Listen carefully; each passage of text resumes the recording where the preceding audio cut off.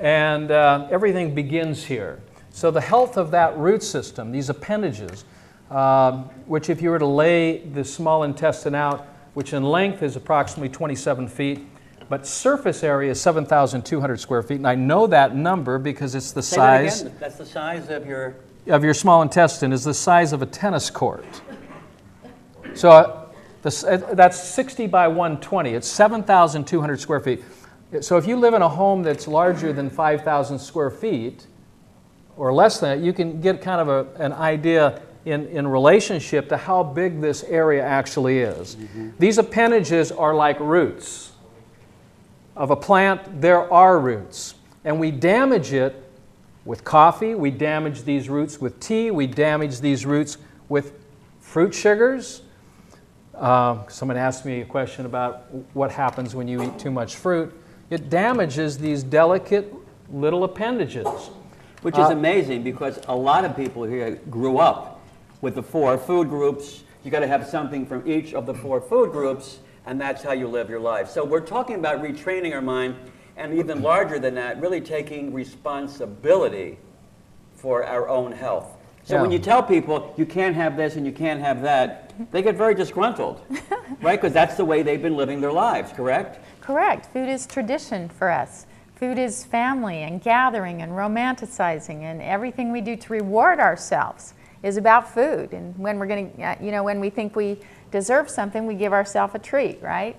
We got to rethink that, to go back to the garden, to say, we want the best electron-rich, because food is not about calories or fat grams or salt content or whatever it is. It's about electrons that are going to electrize. That's not even a word, but energize. John Fontaine would love it. Electrize. But the thing is this, is that there are people who could be sitting here going, well, fruit is healthy. You're telling me that I can't have fruit? Well, you can have fruit. It's just differentiating between fruits which are alkalizing and fruits which are acidic. And I did not answer the question of what causes diabetes. Diabetes is simply caused by the destruction of the root system of our intestinal tract. When we damage that area of the body, we cannot produce blood, and the body goes into body wasting. When the body goes into body wasting, it's the same thing that happens to a banana. When bananas rot, or when they're wasting, they get sweet. And see, diabetes mellitus means to melt into sugar, loosely translated. So what happens with a diabetic, when their blood sugars are high, they're melting into sugar. So what's the biggest cause of that rotting those roots?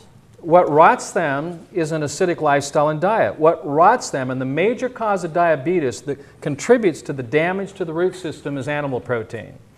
Kentucky Fried Chicken is a major contributor to diabetes in the world today. Hamburgers, which we've now, where we don't see areas of diabetes in certain areas, we've actually exported our lifestyle to China. We've exported our lifestyle to different parts of the world. And what is happening? Obesity is going up, and diabetes follows right after it, because that's where the congestion begins, which begins in the gut. The pancreas can't keep up with the acidic demands, so it becomes overstressed. But the focal point, which is unknown to current medical science, is they perceive it as a pancreatic problem when the pancreas is just overstressed and overworking, trying to deal with the overacidic condition, when the damage, and the real primary damage, is taking place right in the gut, right in the small intestine. So diabetes' main contributor to that particular condition is pork, beef, chicken, turkey, fish. All of this literally destroys the life. And from a biochemical point of view, every time you eat animal flesh, every time you eat it, you end up losing additional, not a 1-to-1 ratio, but 2 parts of alkalinity to 1 part acid. It takes an additional base to neutralize the acids, and so you're literally accelerating the aging process when you eat animal protein. That's why I am so emphatic about those others that talk about in their books, such as in the Garden of Eden diet. There's other high-protein diets. that talk about the necessity of protein, and in reality, we need no protein. And when we look at the breakdown of the body composition when we're born, 90% water, 7% fat, 1-2% minerals. You're talking about less than 1% protein in a human body, and then where does all this transition takes place? We get into a dehydrated, hyper-protein state, when in reality, this is what ages us. So we have to reverse that whole process. When on the one page, I have advanced anti-aging and your total health.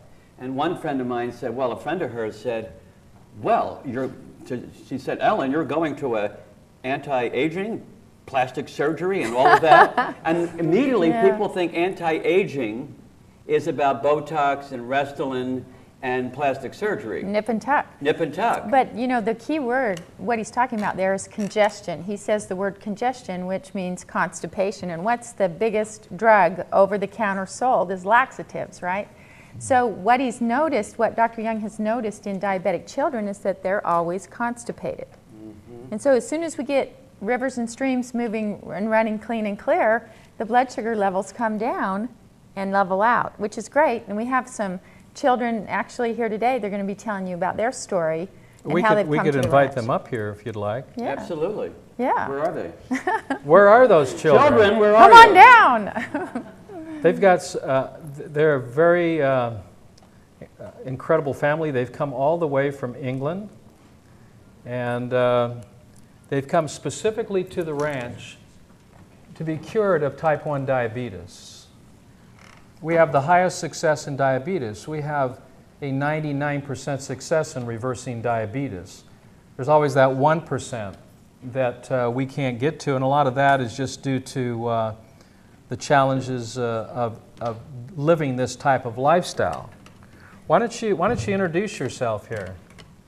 Come on over here. Nuna. Let him use the mic. Hey, Nuna. What's your name? What is it? This is Besna. Besna. Besna, and you are? Nuna. And you are? Okay, nice to meet you. What part of England are you from? I'm from Somerset. From Somerset.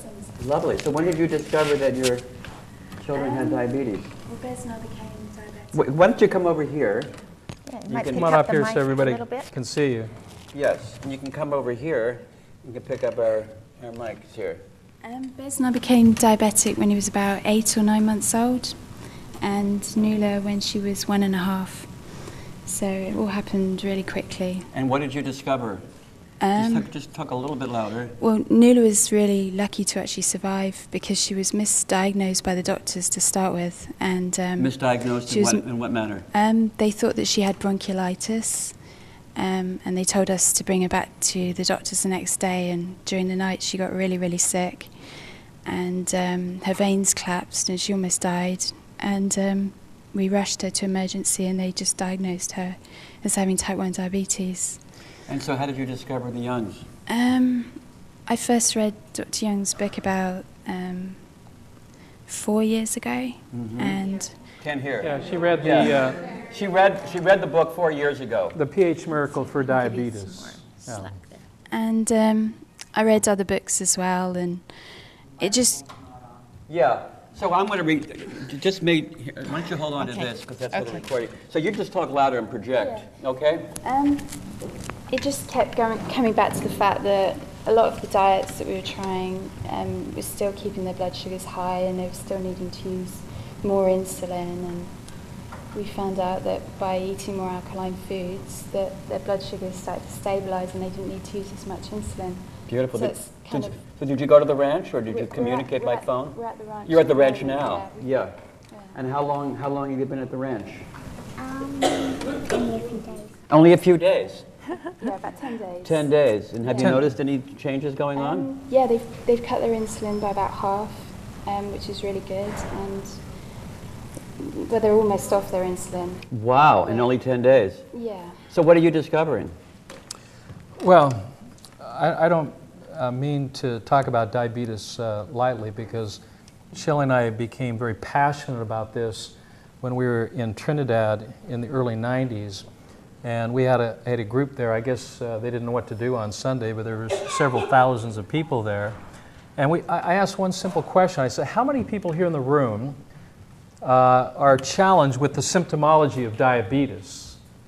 And over 50% of the people raised their hand. What I had learned that in the West Indies, diabetes is the #1 cause of death, which I attribute to high sugar fruit and chicken, which is basically their diet.